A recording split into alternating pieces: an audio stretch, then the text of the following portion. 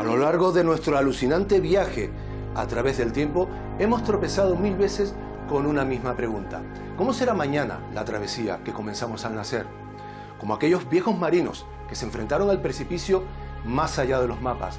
Como ese niño que se pregunta por primera vez qué hay más allá de su horizonte. Así abrazamos cada día el mayor de los misterios, la vida. Y en ese abrazo temblaremos muchas veces de miedo a lo desconocido, pero también, y por eso merece la pena, soñaremos con prodigios y destinos maravillosos. Buenas noches, pongamos rumbo a las respuestas, pongamos rumbo a la isla misteriosa.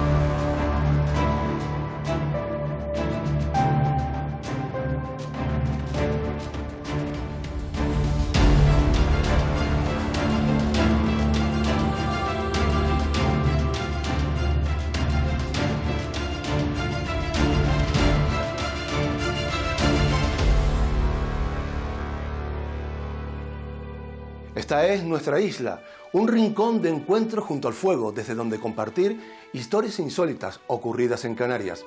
Desde aquí viajaremos en busca de misterios junto a 3 emisarios del tiempo. Como cada semana, nos acompañará Fray Diego, un monje franciscano llegado a Canarias tras la conquista castellana, estudioso de crónicas y leyendas. El Dr. Williams, hombre de ciencia que tras viajar por todo el mundo ha recalado en Canarias para analizar sucesos fascinantes. Y Petra Betancor, una periodista de raza, comprometida con los hechos y dispuesta a desentrañar la verdad de cada historia. Son personajes de ficción, pero con ellos viajaremos en el mundo del misterio real. Empezamos ya con un misterio que todavía hoy mantiene interrogantes.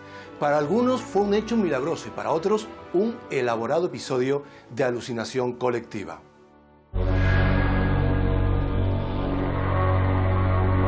Serpenteantes senderos bañados de laurisilva tejen el Monte de la Corona.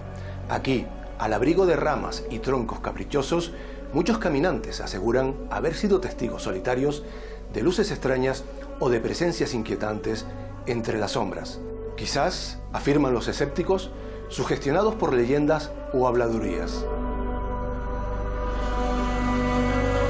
Pero lo cierto es que aquel verano de 1992, a la entrada de una vieja galería de agua abandonada, sucedió algo inexplicable, algo que puso de rodillas a cientos de personas convencidas de estar siendo testigos de un prodigio fabuloso, porque allí, aseguran, se manifestó la Virgen. Esta presunta aparición mariana va mucho más allá de otros acontecimientos similares recogidos alrededor del planeta. El origen de esta historia lo encontramos en una mujer, Justina Rodríguez, que anunció días antes la fecha y el lugar exacto donde se manifestaría la Virgen. ¿Fue todo producto de una especie de alucinación colectiva o ocurrió algo más? Petra Betancor analiza las claves de este misterioso suceso.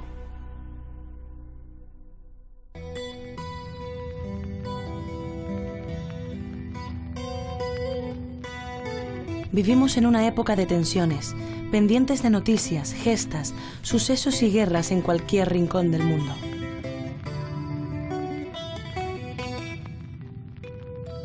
Es imposible abarcar toda la información, pero a veces un pequeño titular en un periódico local destaca entre las crónicas.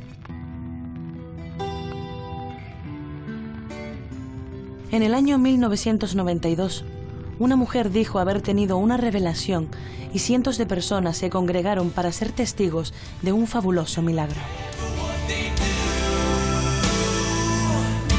¿Qué sabemos de lo que sucedió realmente aquella noche en Los Realejos, Tenerife?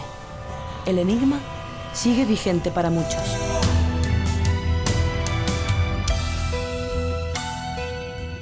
Tenemos que estar preparados para cuando llegue ese momento. Ya queda poco tiempo. Ellos han contactado conmigo. Yo les pido que me apoyen. Yo creo que les estoy demostrando día a día que esto es real.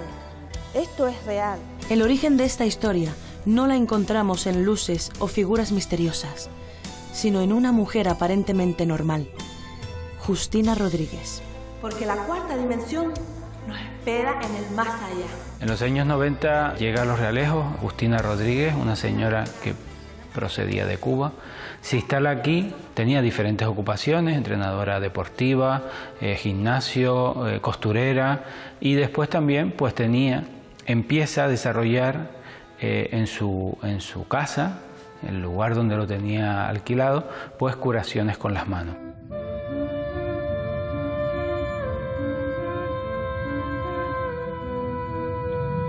Sus seguidores estaban convencidos de que Justina era transmisora de una sabiduría especial que podía ayudarles en un camino de espiritualidad. Aunque no se definía ni se define como medium, decía que alguien hablaba a través de ella.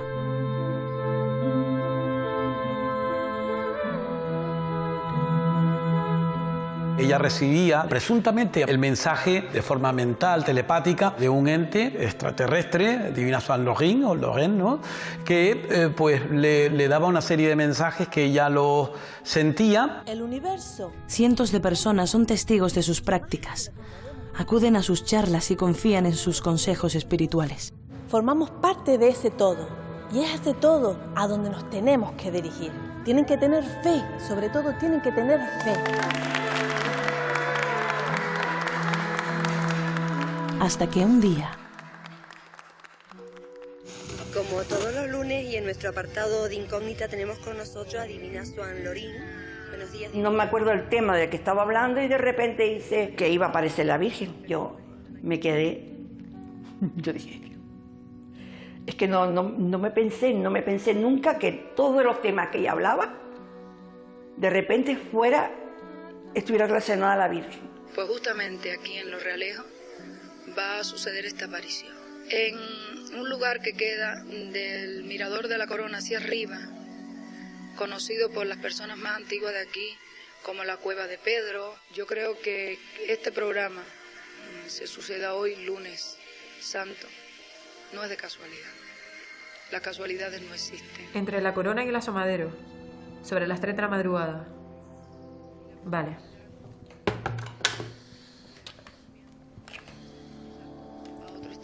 Superior del universo, de paz, de amor y de armonía. Muchas gracias. La noticia corre como la pólvora. Hay lugar, fecha y hora exacta para un supuesto milagro. El día concreto era el 6 de junio de 1992 en la madrugada. Y llegó la noche señalada.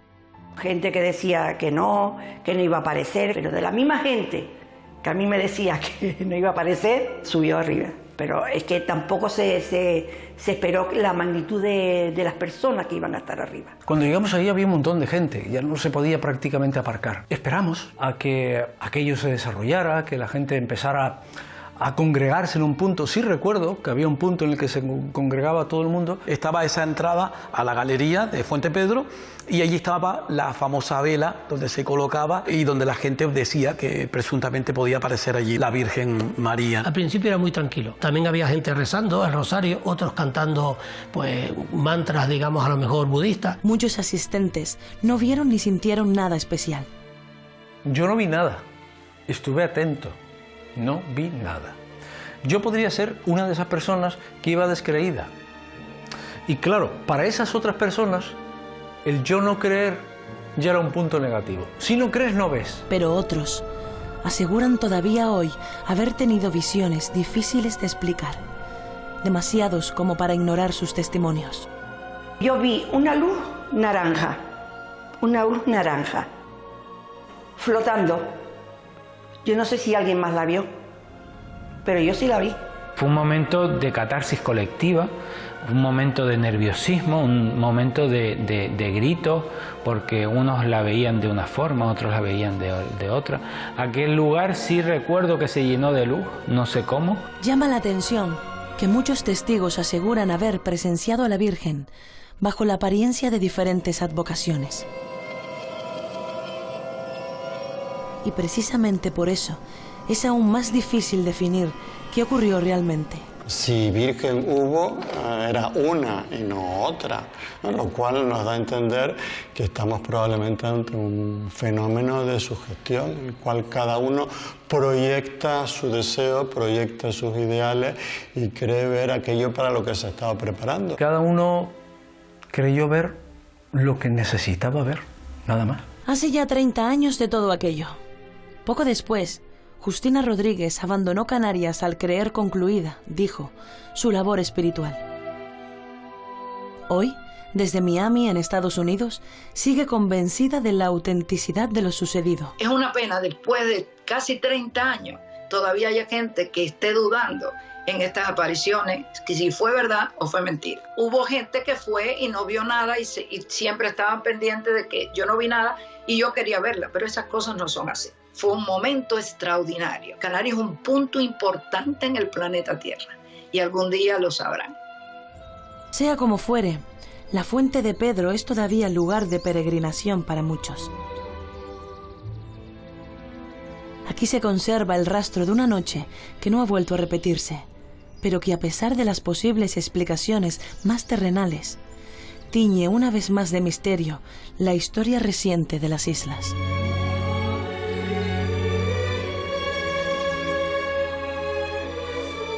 Un episodio que parece de otra época, vivido por infinidad de personas. Manuel Jesús Hernández, bienvenido a la Isla Misteriosa. Muchas gracias por la invitación. ¿Tú estuviste allí aquella noche en el Monte de la Corona? Pues sí, estuve allí y lo viví. ¿Y cómo recuerdas aquellos acontecimientos desde el punto de vista social, emocional? Bueno, pues fueron momentos donde, sobre todo cuando llegó el momento marcado por la vidente, se vivió una catarsis colectiva de todos los que estábamos allí. A nivel social fueron muy curiosos porque previamente habían opiniones diversas, opiniones contradictorias al hecho. Un debate público, ¿no? Un debate público planteado dentro del pueblo, dentro de los corrillos del pueblo, pero también en la prensa local. Estuviste presente, viviste la experiencia, pero no fuiste testigo directo de nada que no se pudiese explicar. Sin embargo, sí contemplabas las miradas extasiadas de muchas personas que parecían estar contemplando algo, ¿no?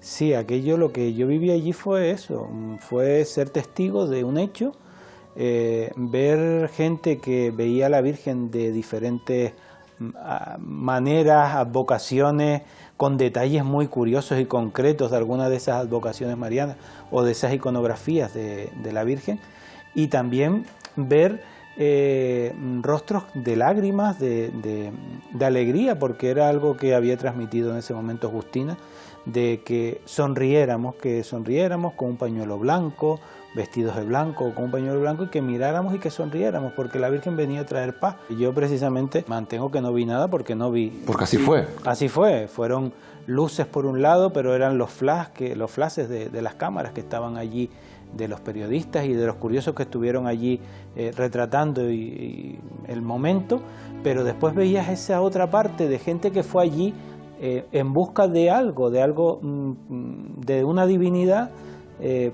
por diferentes causas, ¿no? Nos habíamos encontrado en el camino pues relatos de gente que nos paraba y nos decía que habían subido caminando, cantando, rezando, grupos de personas vestidas de blanco, y cuando llegamos arriba también pasaba eso, había un precalentamiento con esos cantos marianos, rezos, el lugar estaba lleno de flores blancas, y después estaba el post. Pues fue también muy curioso porque la gente iba con esa sensación extraña, ¿no?, de haber vivido algo o haberse quedado sin ver. Sin haberlo podido experimentar, ¿no? Había una figura, existe una figura central en toda esta historia, que es la de Justina. Según Justina, ¿cuál era el mensaje que la Virgen quería transmitir con esa aparición? Era un mensaje de paz y de amor. Eso era lo que ella mantenía siempre, ¿no? Tenía algunos detalles, pero en esencia era ese mensaje de paz y de amor entre toda la humanidad. Manuel, ella tenía un perfil extravagante pero amable antes de los fenómenos marianos. ¿Continuó manteniendo dentro del pueblo esa percepción que se tenía de ella o cambió? El pueblo la mantuvo pues en ese perfil, como comenta, pero también ya después ese perfil varió porque yo creo que fue más la gente que no vio nada y que fue motivada allí. Que se desencantó, digamos. Se desencantó a aquella que sí vio, ¿no? Entonces, sí es verdad que al poco tiempo ella se fue de Los Realejos y bueno, eso también suscitó dentro del pueblo pues esos comentarios de un fracaso, de otros aspectos que no tenían nada que ver. Pero sin embargo el lugar sí queda marcado, ¿no? por este acontecimiento. No sé si la fuente de Pedro del Monte de la Corona fue una elección azarosa o ya partíamos de algún tipo de tradición, de relato que señalase ese lugar como especialmente significativo. Dentro de la memoria colectiva del pueblo, siempre se hablaba de la Fuente de Pedro como un lugar marcado, de que se oían voces. También están los relatos de brujas del entorno, ¿no? Es una fuente y con referencia muy antigua. Ya más de la época hay algo que marcó el lugar. Supongo que será muy difícil revertir ahora los significados, ¿no? Las lecturas especiales, mágicas, incluso sagradas que se puedan hacer de este lugar, ¿no? Sí, ya es muy complicado, ha pasado el tiempo y el lugar sigue y seguirá estigmatizado por ese hecho que dentro de los misterios que mantiene el municipio de Los Realejos es uno de los más significativos porque fue el más mediático o ha sido uno de los más mediáticos hasta ahora. Bueno, Jesús Hernández, muchísimas gracias por haber visitado la Isla Misteriosa. A ti, gracias. Nosotros proseguimos nuestra travesía, nos esperan nuevos misterios, nuevos destinos.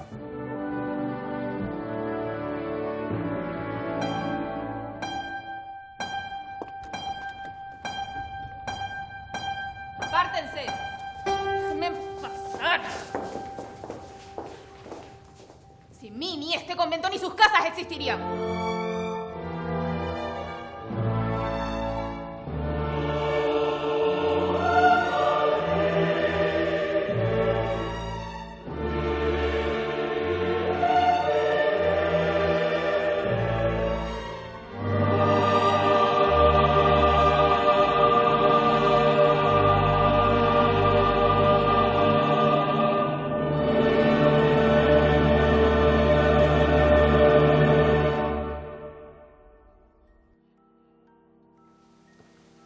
Avanzaremos en esta historia, pero antes acompáñenme en este rincón donde cada semana compartimos crónicas de lo insólito o como hoy, de lo extravagante y tenebroso.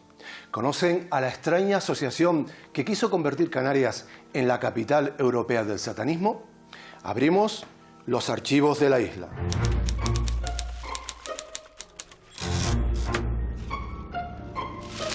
Durante décadas, policía y guardia civil han investigado multitud de sectas potencialmente peligrosas en Canarias. Algunas sospechosas de estafa, anunciadoras del apocalipsis o incluso creadoras de tramas extraterrestres. Pero entre todas ellas siempre causaron especial recelo las sectas satánicas. Sus miembros suelen ser sospechosos de las más variopintas y oscuras actividades: profanación de cementerios, sacrificios animales o celebración de misas negras en torno a todo tipo de demonios. Especulaciones aparte, sí sabemos que un grupo en concreto tuvo otro tipo de ambiciones. Osinatas o Tuluk, como habrán adivinado, culto satánico al revés. El nombre se dio a conocer en 1995 gracias a un lucrativo negocio. En enero de ese año, la prensa publicaba un peculiar anuncio: Osinatas o Tuluk, objetos anticrísticos paganos. Al iniciar la correspondencia, el interesado recibía desde Gran Canaria este macabro catálogo de objetos blasfemos. Destacaba una siniestra oferta: una daga de 40 centímetros de largo, ideal para decapitar a las víctimas sacrificales. El módico precio, 85.000 pesetas, 511 euros al cambio actual. Ante la sospecha de inminente delito, la policía investigó a los anunciantes. Sin embargo, al menos en apariencia, Osinatas Otluk resultó estar formado solo por un introvertido estudiante de informática y un amigo con ganas de hacer negocio. En una entrevista a Diario de Las Palmas, el joven declaró entonces que estaba en su derecho a ser anticristiano. De hecho es cierto, pues el artículo 16 de la Constitución española ampara la libertad de religión y de culto. Sea como fuere, aquel estudiante adoptaría el seudónimo de Alejandro Ifer y Osinatas Otluk llegaría a apadrinar grupos de rock satánico, a publicar revistas e incluso a vender manuscritos realizados, afirmaban, con sangre humana. Lo que conocemos de su actividad real se lo debemos a investigadores como Manuel Carballal, que por cierto ya había sido amenazado de muerte por trabajos anteriores. Carballal se infiltró y descubrió así que Osinatas Otluk decía ser una rama de la gran élite de los satánicos en el mundo. Un manifiesto planteaba incluso organizar una guerra a muerte y el exterminio de todo cristiano. Además, Ifer le confió a Carballal que planeaba una quema pública de Biblias en 1999. Al menos que sepamos, nunca se produjo. Carballal sí obtuvo uno de los libros escritos supuestamente con sangre. Constató científicamente que había plasma humano en él, pero solo en su portada. El rastro de Osinatas Otluk se pierde con los años, aunque la policía le siguió la pista durante bastante tiempo. ¿Siguen operando en las islas? ¿Mantienen sus líderes las mismas intenciones oscuras? Hay preguntas de momento sin respuesta que siguen siendo inquietantes. Seguiremos investigando, pero ahora ponemos rumbo a nuevas y fascinantes historias en la Isla Misteriosa.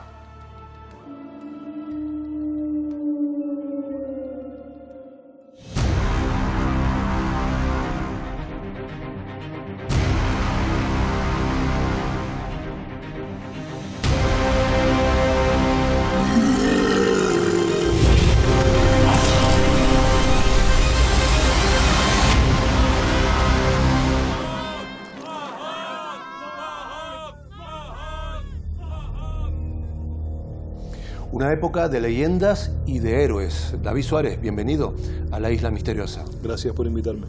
¿Quién fue Mahan en Fuerteventura?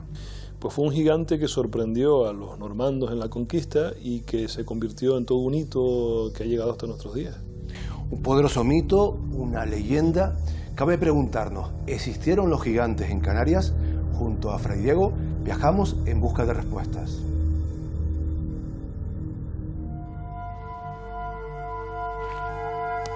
Aún detrás de una poderosa espada, bien sabe Dios que todos somos diminutos bajo el cielo.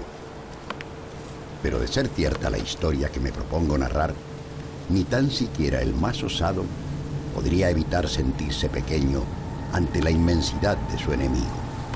Un guerrero indómito en la isla de Fuerteventura, un fabuloso gigante llamado Mahan.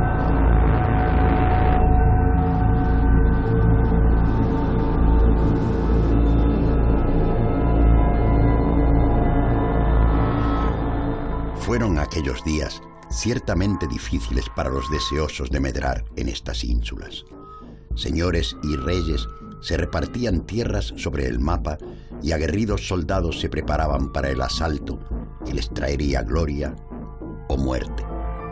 El siglo en el que se produce la conquista de Fuerteventura, estamos hablando en torno al siglo XV, entre 1402 a 1405, 1406. Desde aquí es donde parte toda la evangelización y cristianización, no solamente de la isla de Fuerteventura, sino a posteriori en el resto de la conquista de las Islas Canarias. El normando Jean de Bettencourt realizó varias campañas como corsario en su afán de conseguir riquezas. Y se dice, aunque carezco de los manuscritos originales, que pudo pertenecer en secreto a la orden de guerreros conocidos como los Templarios.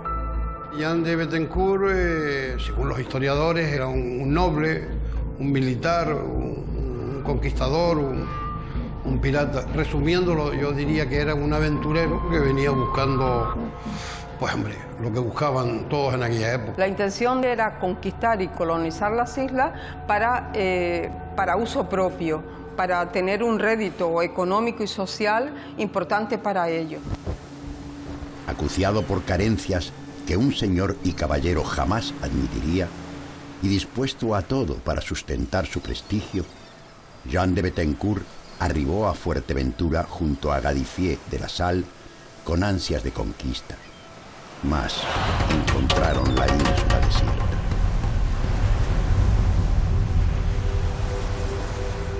Se cuenta que al avistar la nave en lontananza, los majos habíanse escondido en el interior de la isla, conocedores ya de que artilugios flotantes como aquel no pretendían visitas de cortesía.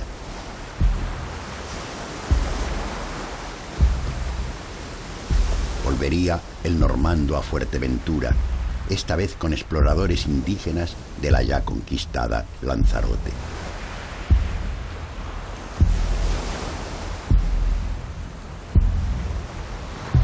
Y el invasor pasó por encima de toda vana resistencia. Pronto, la isla sería enteramente sometida. Los majoreros, como todos los antiguos habitantes de las islas, eran unos extraordinarios manejadores de las piedras, ¿no? Pero eso contra gentes que vienen con algún tipo de armadura y que vienen con casco, etcétera, naturalmente es muy difícil, ¿no?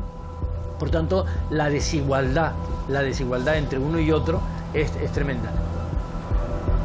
Pero no todo estaba dicho.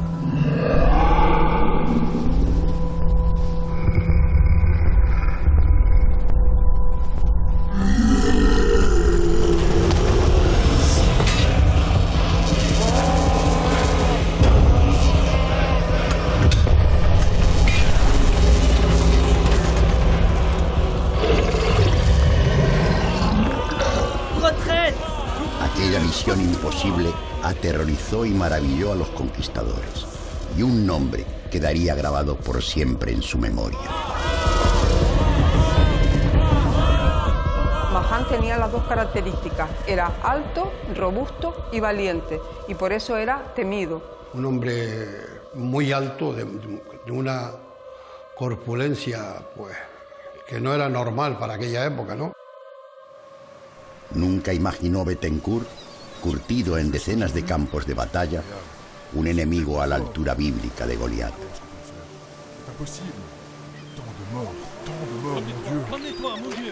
Arrêtez! C'est un monstre! Mais il saigne comme n'importe quel autre homme. Tuons-le! Non! Capturons le géant vivant et la gloire sera nôtre. Bethencourt quería capturarlo vivo, posiblemente para que le sirviera para seguir conquistando. Imagino que ese hombre, para llevarlo a un comercio de esclavos de esos por ahí, pues tendría un valor muy significativo, superior a los demás, ¿no? La caza de tan valiosa presa no fue tan dulce y gloriosa como el orgulloso conquistador pretendía, pues la fuerza del gigante decíase sobrehumana.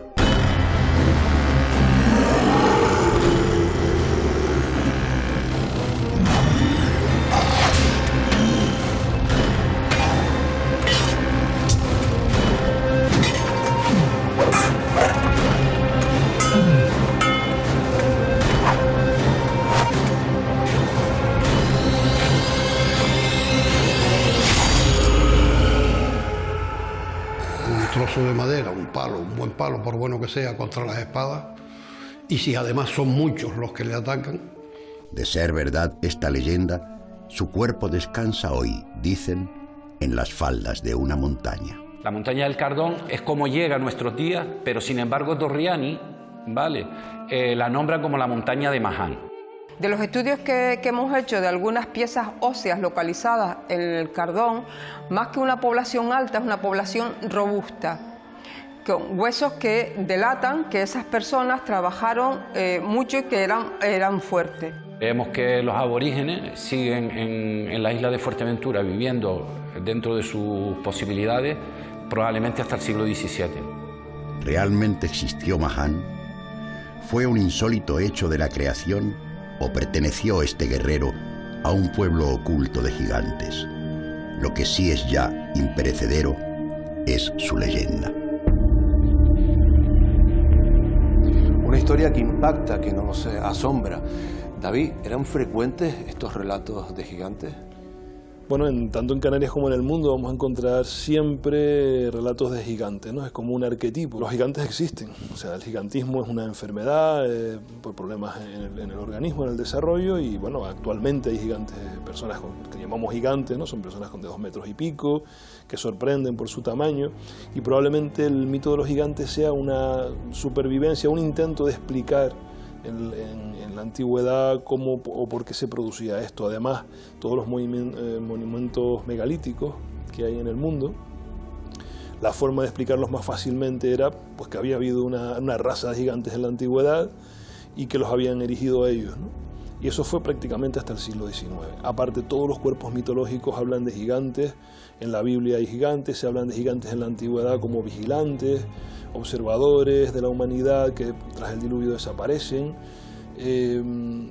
También en la Biblia aparece pues, el mito de Goliat junto a ¿Es David. posible que el mito de Mahan se haya nutrido de toda esta literatura e incluso que después encontrarse algo de soporte en la talla mayor de las poblaciones de esas islas? Yo creo que en Canarias, como en cualquier otro lado, pasan dos cosas. Primero, el gigantismo debió darse, como en cualquier otra población humana. Y segundo, los aborígenes venían del norte de África. Traían un cuerpo mitológico en el que ya seguramente el mito de los gigantes estaba insertado de alguna u otra manera. Y en el caso de Mahan en concreto, estamos hablando de una observación que hacen los conquistadores. Lo que pasa es que lo interesante del mito de Mahan es que una de las dos modos en los que se presentan los mitos de gigantes, sí. Exacto, es la del pequeño, el inteligente, el astuto, que vence al gigante, que representa siempre lo bruto, lo tosco, lo primitivo. Entonces, probablemente los normandos no propiciaron la muerte de Mahan, ni siquiera probablemente sabían la existencia del mismo, o no había un programa a la hora de hacerlo. Pero una vez ocurrido, una vez sucedido, ya se convierte en un elemento de propaganda incluso para propiciar la conquista, porque los propios nativos dirían, bueno, pues si los que llegan y Mahan no ha podido con ellos, ¿qué vamos a poder hacer nosotros? Pero sin embargo, sí que su figura se identifica con la de un héroe que lucha, ¿no? Claro, porque bueno, está del que bando, hace frente, ¿no? Es el bando de los conquistados, ¿no? Y se convierte pues en un mártir. Y además es un mito que ha sobrevivido hasta el día de hoy. La cueva donde vivía, ¿no? Donde se supone que vivía ese gigante de Mahan, que además esto es muy común también. Los gigantes en la historia, las personas que padecían gigantismo eran retiradas, se retiraban a veces ellos mismos o los retiraba la población por lo sorprendente que eran, ¿no? Tenían un modo de vida distinto. Claro, y porque asustaban al resto de población. Entonces es muy común que haya lugares apartados, retirados en diferentes partes del mundo, que se llamen Cueva del Gigante o Valle del Gigante, porque en el fondo era donde vivía este tipo de gente. Pero en cualquier caso, el mito de los gigantes lo que nos hace ver es el intento, como siempre, de aprovechar un hecho biológico real con el de intentar explicar cosas que no comprendemos. Lo que la mayoría de los mitólogos creen hoy en día es que tanto la existencia real biológica de gigantes como, por otro lado, y eso es una hipótesis más aventurada, pero probable, la convivencia entre humanos y neandertales en un momento determinado, que no eran gigantes, pero eran distintos, haya sobrevivido o haya llegado como un mito. Como un mito. Exacto, y sustrato sería pues esta presencia en el pasado de estos individuos un poco distintos. Y volviendo al caso de Mahan, al caso de nuestro gigante en Canarias, repito, yo creo que esto no fue algo programado, se presentó así y sobrevive de esa manera, aunque desde luego por parte de los que vivimos hoy en día, Mahan es un héroe, no sería una víctima de todo aquello. Eso es lo que nos está hablando, es de la supervivencia de un mito que llega a nosotros mezclados con los que ya tenemos, pero que la transmisión oral desde la época prehispánica a día de hoy pues no se ha perdido. Bueno, desde la interpretación mitológica del mundo, de la existencia del propio universo, la época de los gigantes pasó, ¿no? Claro, es la época primitiva, la época del terror, la época del caos. Por eso siempre se les asocia en el mundo clásico, por ejemplo, con los titanes, porque eran fuerzas incontrolables de la naturaleza que quedaron soterradas con la presencia de los dioses, que son inteligentes.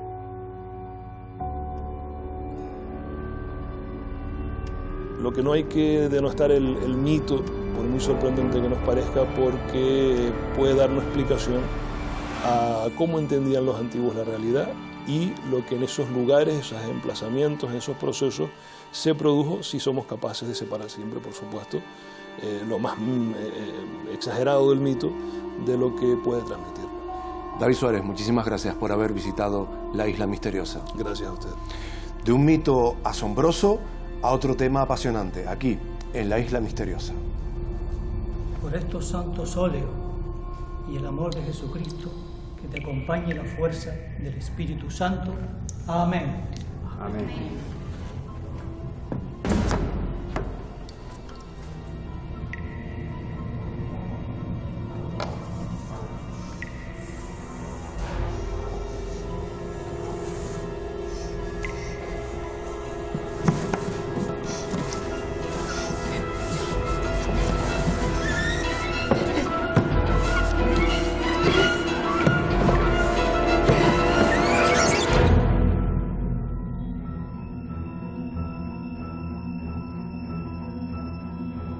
No le den muchas más vueltas, porque esta es una de las peores pesadillas posibles.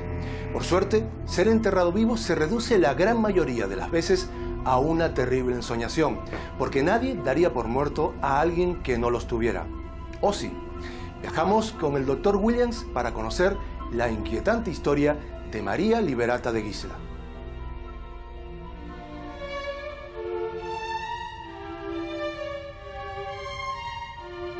Lo que sabemos de la vida es infinitamente más que lo que conocemos de su final. La conciencia de la cercanía de la muerte es un trance por el que hemos de pasar, un hecho científico.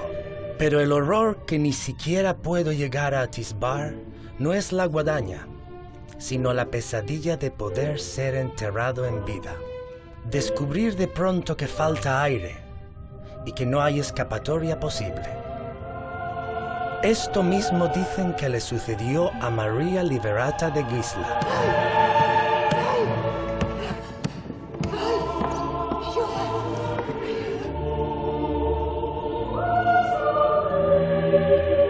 Hay datos que sitúan esta historia en el municipio de San Andrés y Sauces, en la isla de San Miguel de la Palma. En 1800 los mejores terrenos de cultivo estaban en San Andrés y era una zona rica, y una de las iglesias más antiguas es precisamente la de San Andrés. Al lado de la parroquia se forma un caserío. Ahí María Liberata de Gisla tenía junto a su familia, todo heredado, una casona, tenía un oratorio particular.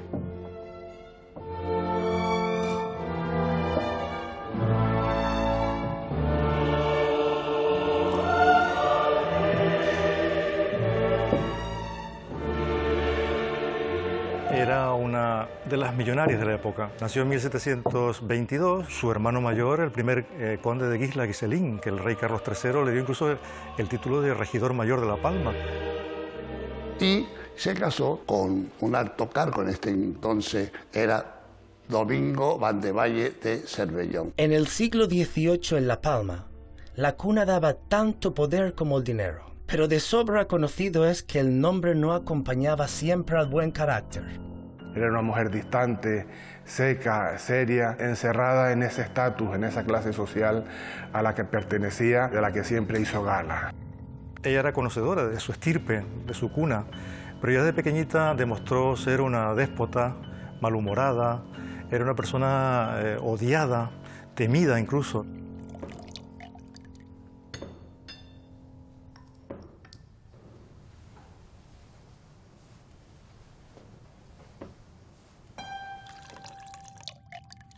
¡Basta! ¡Vuelva a las cocinas! O mejor a las cuadras.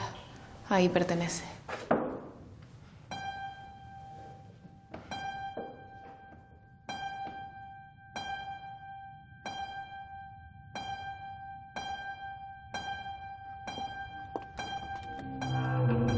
¡Apártense! ¡Déjenme pasar!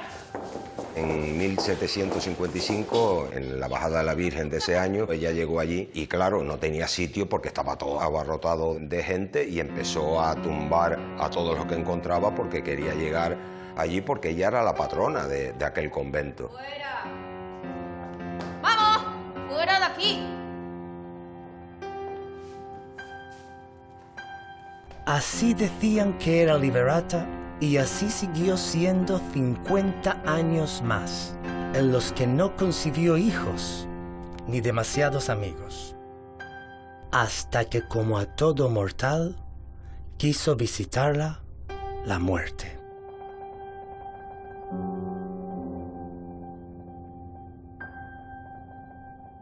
No tenía ningún pariente, era la última.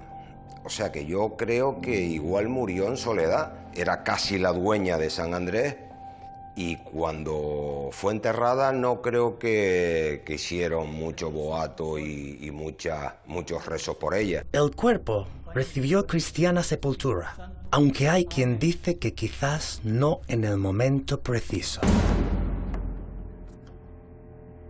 El sacristán de la iglesia de San Andrés, según parece, confesaría años después un oscuro secreto.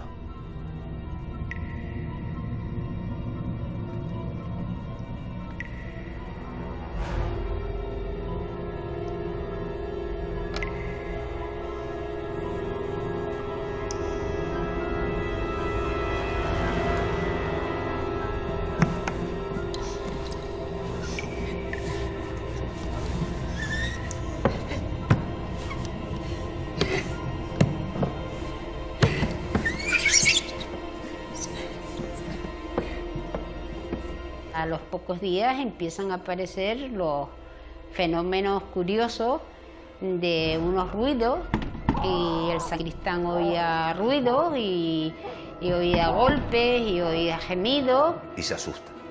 Entonces no le dice nada a nadie y huye, despavorido.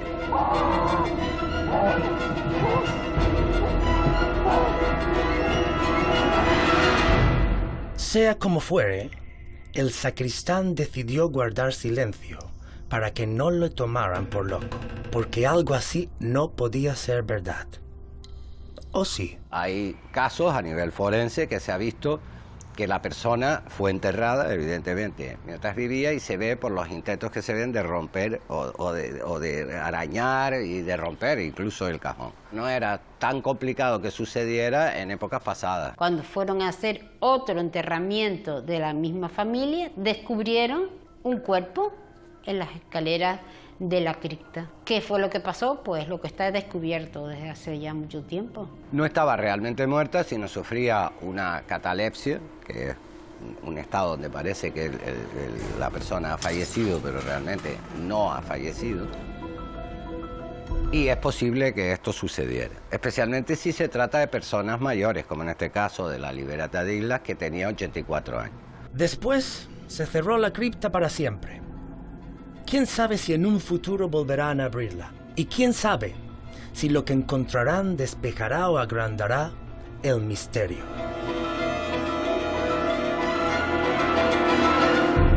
Una historia que inevitablemente pone la piel de gallina. María Victoria Hernández, bienvenida a la Isla Misteriosa. Muchísimas gracias, encantada de estar aquí con ustedes. Bueno, menudo personaje, María Liberata. Desde luego se ganó más enemigos que amistades. Sí, María Liberata, tenemos que tener en cuenta que María Liberata de Islas era de las todopoderosas familias de la isla de La Palma, pero su vida, aún con toda su riqueza, con tantas casas solariegas que tenía, pues lo debió de pasar muy mal. Mucha riqueza y tal vez soledad. No era feliz, para mí que no era feliz. Era hermana de poderosísimas personajes de la isla de La Palma, casada con el notario, digamos el escribano que descubrió el yacimiento arqueológico de Belmaco, y que fue, pues es el primer yacimiento arqueológico de petroglifos que se da cuenta, ahí empieza la historia de la arqueología canaria prehispánica, ¿no? Pero murieron sus hermanos, quien la protegía, murió su marido y ella se retiró a una de sus casonas en el municipio actual de San Andrés y Sauce, y concretamente en San Andrés. Yo creo que eso es lo que la marcó a ella. Hay un hecho que lo conocemos pues porque consta en un litigio, cuando en 1775, en la bajada de la Virgen, ella llega al convento de Santa Catalina y se da cuenta que el lugar que le correspondía por su cuna pues estaba ocupado, y sin cortarse nada pues empezó a echar a las mujeres que estaban allí, las llegó a pisar, las llegó a tener malas palabras con ella, y hasta que ella se puso en el lugar que le correspondía. ¡Vamos! ¡Fuera de aquí!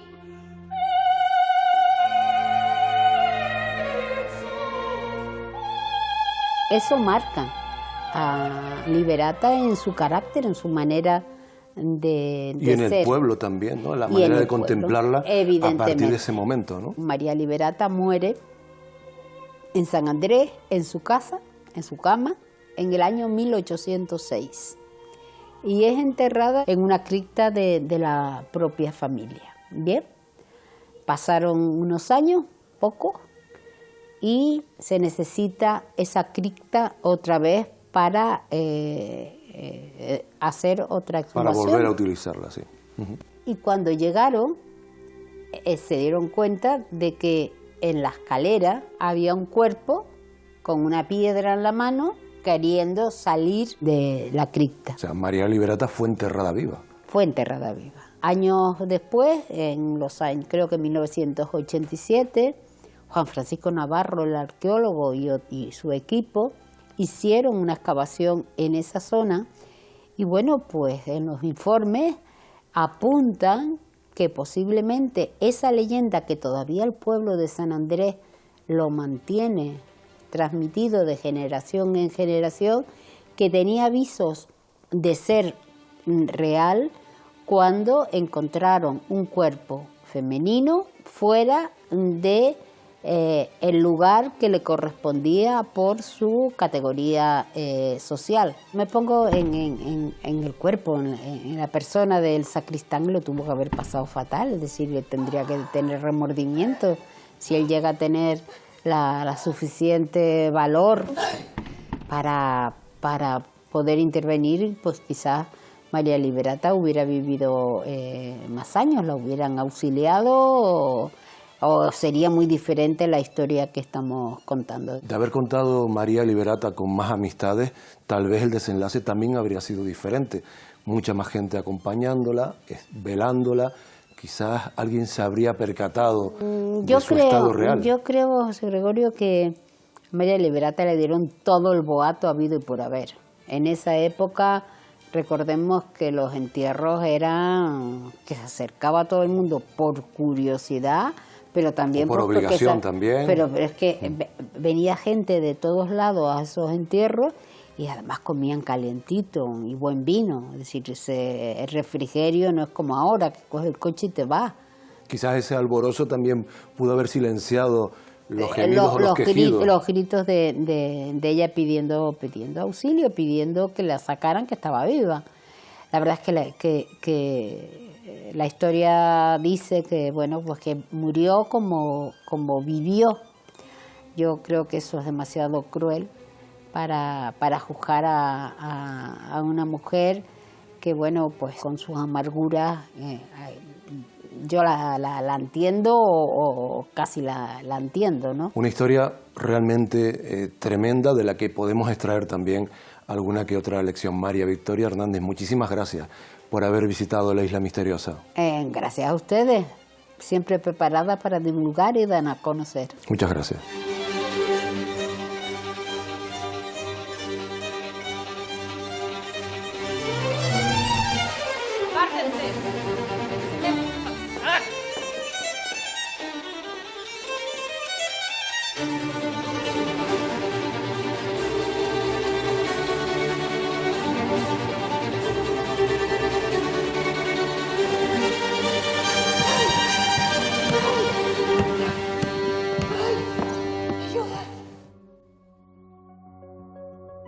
Al igual que encontrar aire en una bocanada desesperada o agarrarse a una mano al borde del precipicio, divisar tierra tras una larga travesía siempre se consideró una especie de milagro.